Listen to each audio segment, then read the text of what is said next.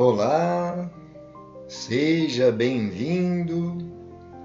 Você que está procurando estudar os ensinamentos da doutrina espírita, especialmente o Evangelho de Nosso Senhor Jesus Cristo.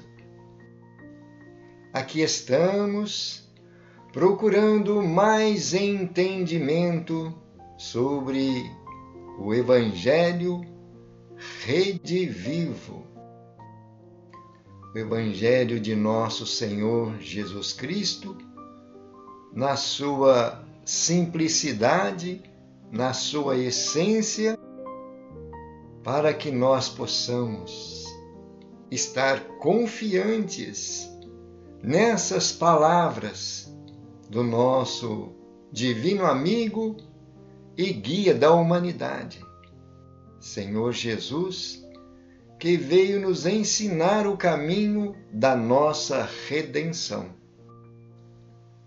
E nós estamos procurando nos familiarizarmos através desses estudos, pois são detalhes importantes para o nosso entendimento.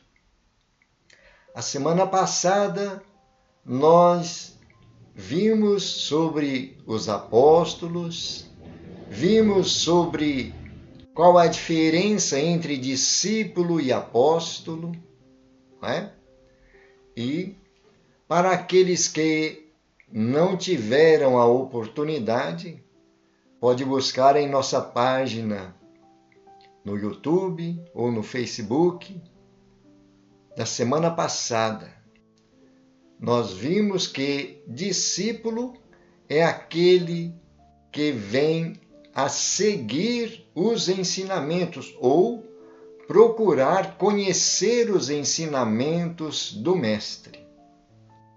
E apóstolo é o enviado, o representante da mensagem do Mestre. Não é? Em poucas palavras. Mas procure pesquisar, procure se orientar, pois é muito importante nós entendermos cada expressão, cada frase, para que possamos sentir no nosso mundo íntimo a essência das palavras de vida eterna de nosso Senhor Jesus Cristo, não é? E então nós vamos iniciar o nosso estudo, ou melhor, a nossa leitura, pois estudar é uma forma de nós vermos detalhadamente. E talvez o nosso tempo não seja suficiente, mas é algumas perspectivas do estudo que nós aconselhamos a todos a ter um aprofundamento em cada tema, em cada informação, não é? E então vamos fazer a nossa prece pedindo aos nossos mentores espirituais que venham em nosso auxílio, pedindo a Jesus que nos ilumine, que nos abençoe, que nos ajude em nossas deficiências. Senhor, aqui estamos, procurando melhorar a nossa condição de aprendizes, de servos, nesta seara divina que é a doutrina espírita, te pedindo que nos abençoe, que nos ajude, que nós possamos absorver, compreender e estarmos preparados para oferecer o melhor de nós, em teu nome. Obrigado, Senhor. Assim seja.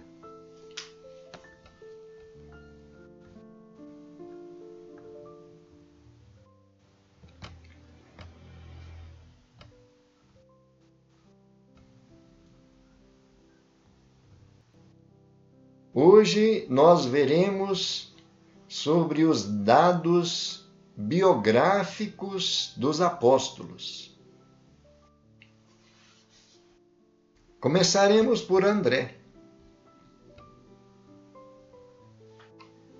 André é mencionado em Mateus capítulo 4, versículo 18, capítulo 10, versículo 2, em Marcos capítulo 3, versículo 8, Lucas capítulo 6, versículo 14, em João capítulo 1, versículo 40, em Atos dos Apóstolos, capítulo 1, versículos 13. Dá licença, só um minutinho, gente. Tranquilo. Prosseguindo.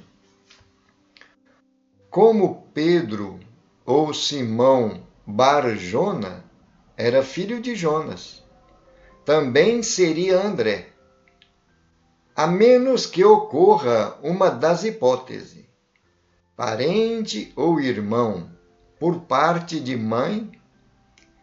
Investigações de filiação materna carecem de apoio, pois nem sempre textos bíblicos retiram a mulher da penumbra, conservando anônimas a sogra de Pedro, a mãe dos filhos de Zebedeu, a mãe dos Macabeus, etc. Pescador, integrante do grupo inicialmente convocado, isto é, um dos primeiros entre os 12. Vamos só rever algumas informações, porque aqui nós estamos vendo Pedro ou Simão Bar-Jonas. Quer dizer, o significado de Bar-Jonas era filho de Jonas. Então, assim como Pedro, filho de Jonas, também André seria filho de Jonas.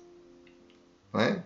Agora tem esse pormenor, a menos que ocorra uma das hipóteses, parente ou irmão por parte de mãe. Interessante esses detalhes aí, para a gente poder ter um discernimento nas informações históricas e para nós refletirmos, não é? E então vamos prosseguir a leitura. André era irmão de Pedro, e não há dúvidas a respeito. A sua atitude durante toda a vida de Jesus foi de ouvir o Mestre, observar os seus atos, estudar os preceitos, seguindo-os sempre por toda parte. A não ser certa vez que saiu com mais outro companheiro a pregar a boa nova ao mundo, seguindo as ordens que o Mestre deu aos 12, nenhuma outra ação aparece de André enquanto Jesus se achava na terra. Embora menos proeminente que seu irmão Pedro, André está presente no denominado milagre da multiplicação dos pães de Jesus e a fala apocalíptica do Monte das Oliveiras. De acordo com a tradição medieval tardia, André foi martirizado pela crucificação numa cruz em forma de X, que mais tarde aparece na bandeira da Grã-Bretanha, representando a Escócia, de que André é o padroeiro. Celebrado pela tradição ortodoxa grega, como Protocletos,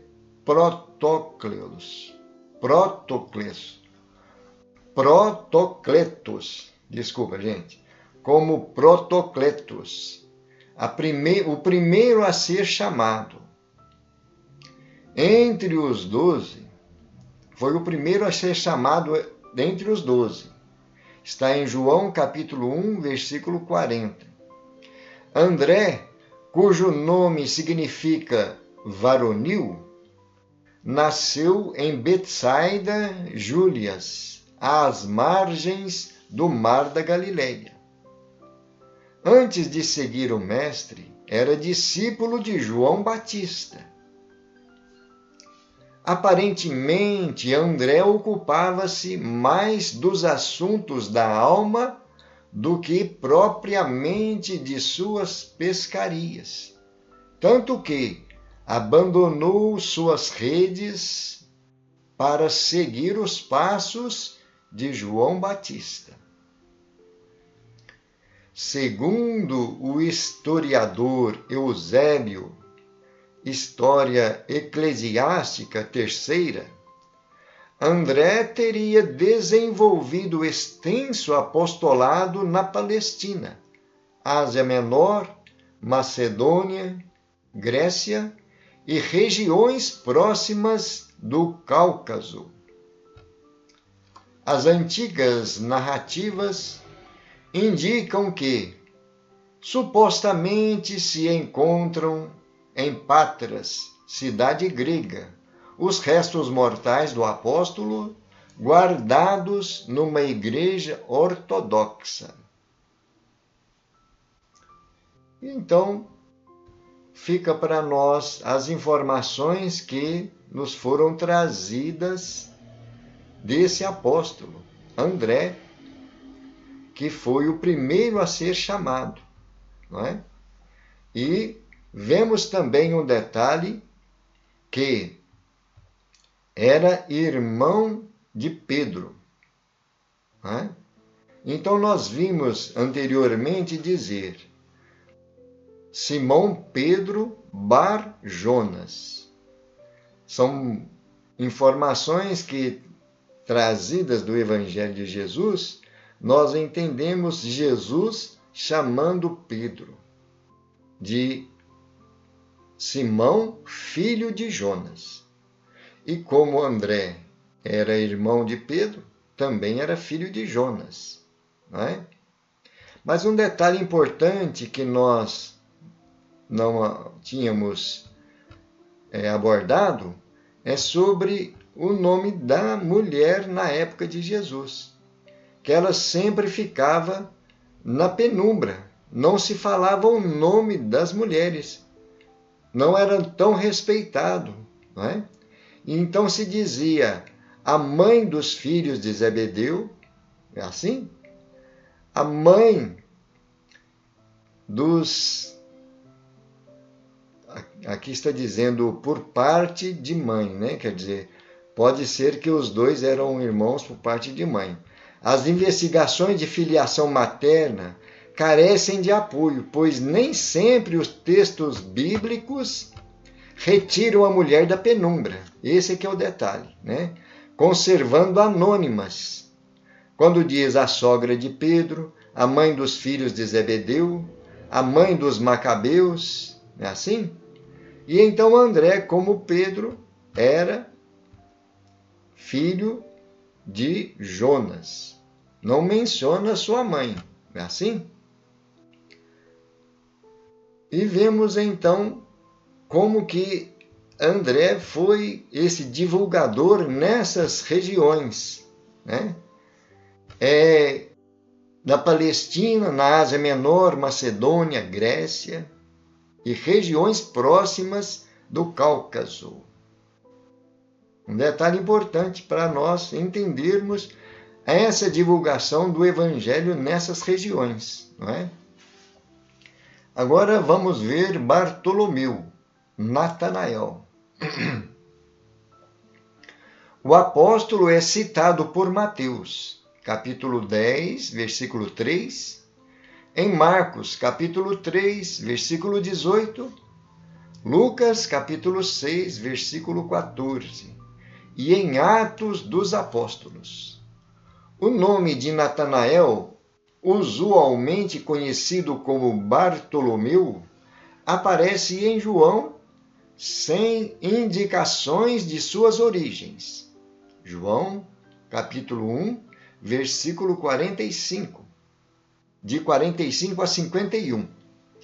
E como discípulo que nascera de uma família laboriosa de Caná da Galileia. Além do seu nome aramaico, que significa filho de Tomai, nada é registrado sobre ele no Novo Testamento. Como Natanael não é mencionado nos evangelhos sinóticos e Bartolomeu não ocorre no Evangelho de João, mas ambos estão associados a Filipe. Sugeriu-se que são a mesma pessoa, caso em que Bartolomeu seria o patronímico, quer dizer, apelido de família, de Natanael. Mais tarde, a tradição atribuiu um evangelho apócrifo a Bartolomeu e descreveu suas atividades missionárias no Egito, na Pérsia, na Índia e na Armênia, onde consta que teria sido martirizado, sendo esfolado vivo.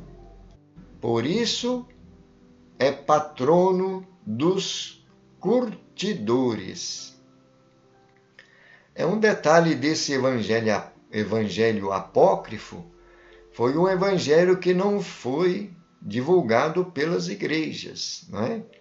As igrejas convencionaram nos 4 evangelistas. E esse evangelho de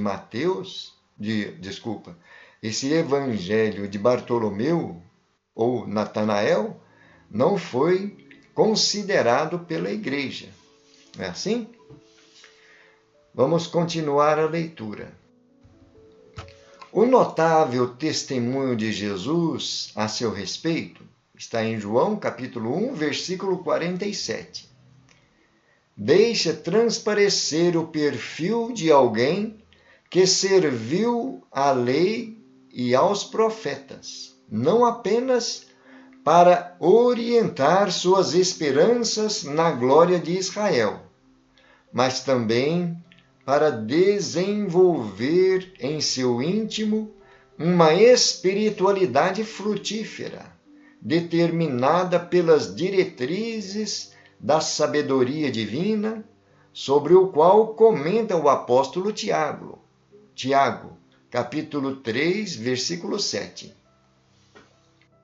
João informa que Filipe teria falado sobre Jesus a Bartolomeu, ou Natanael, apresentando-o posteriormente ao mestre. Eis o diálogo que ocorreu entre Filipe e Bartolomeu.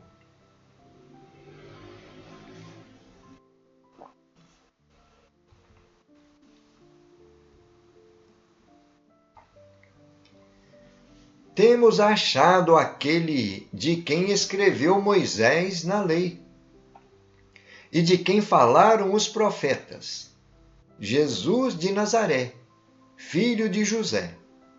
Perguntou-lhe Natanael: de Nazaré pode sair coisa que seja boa?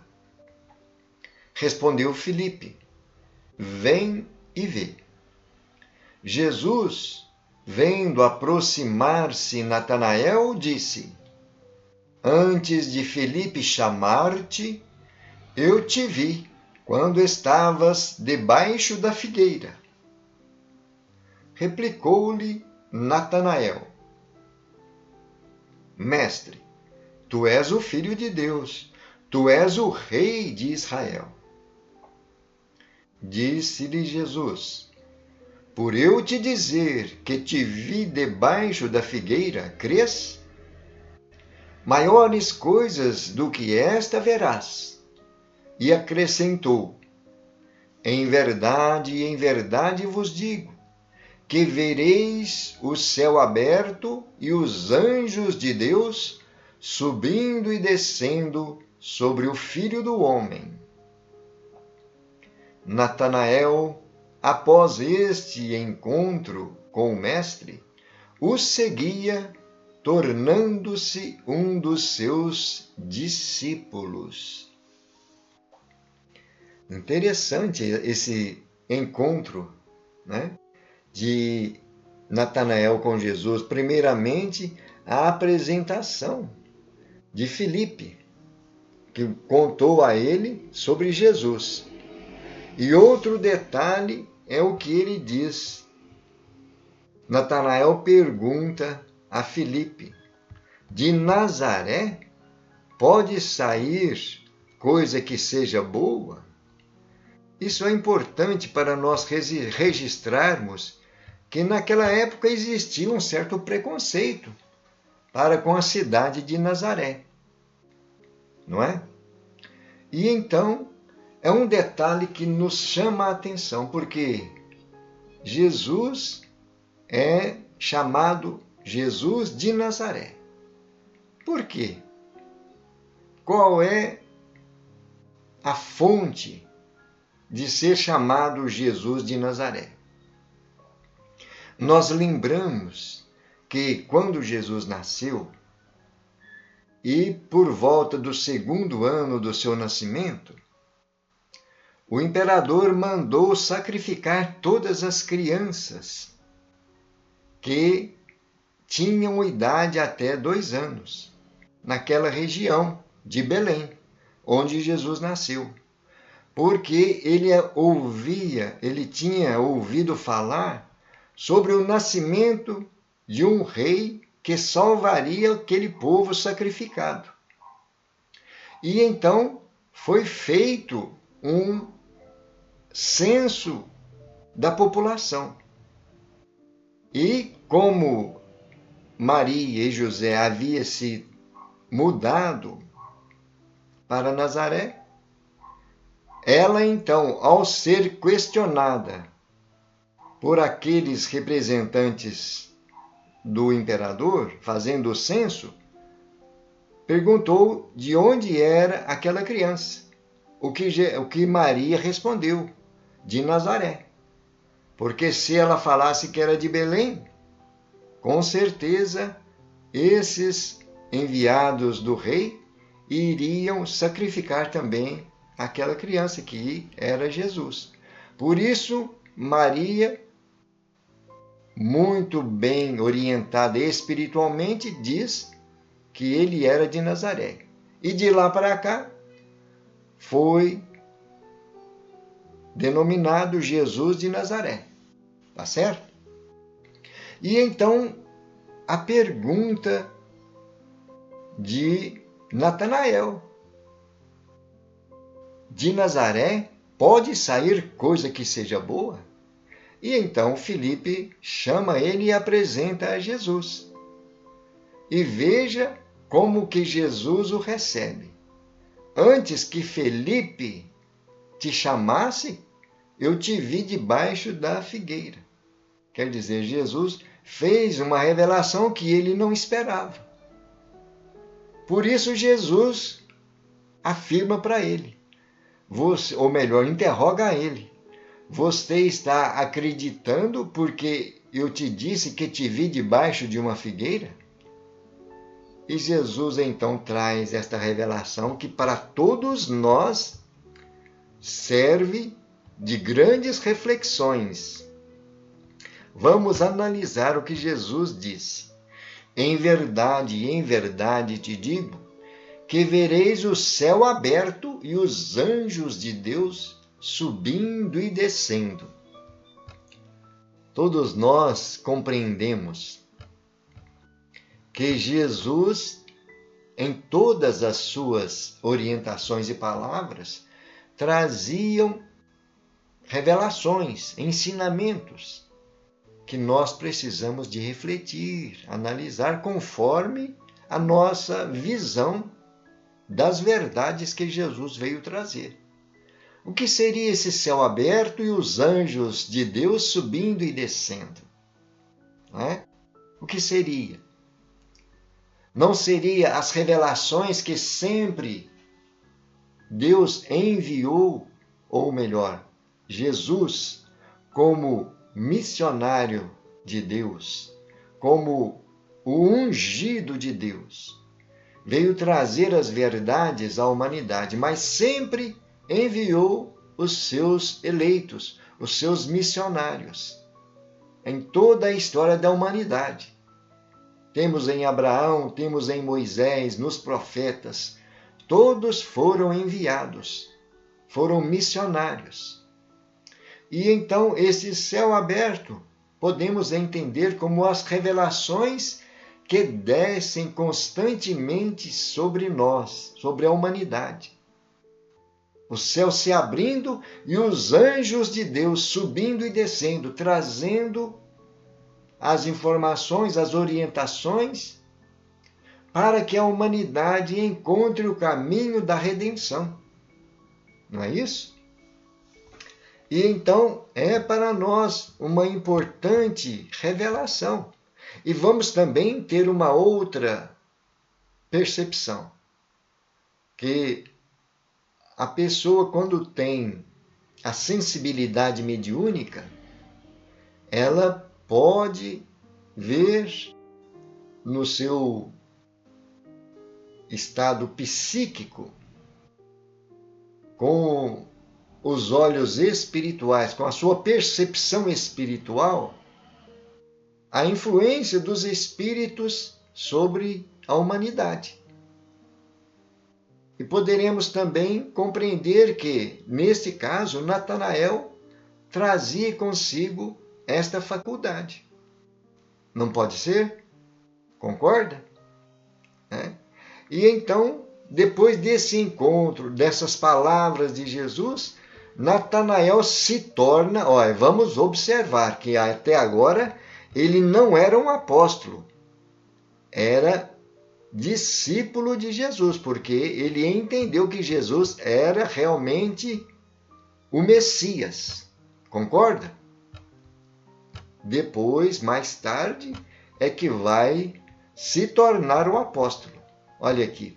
Há indicações de que o apóstolo teria pregado o evangelho na Arábia, na Pérsia, atual Iraque, na Etiópia e depois na Índia, donde regressou para Liacônia, Grécia, passando depois a outros países.